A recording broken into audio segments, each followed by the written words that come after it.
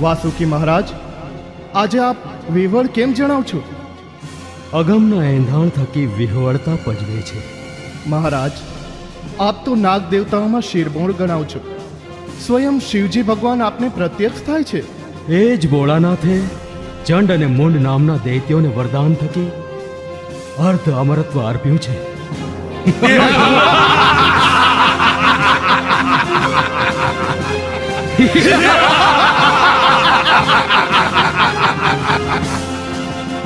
બિલકુલ સાચું વાસુકી મહારાજ, અમને કોઈ હણી ના શકે. દેવ, દાનવ, માનવ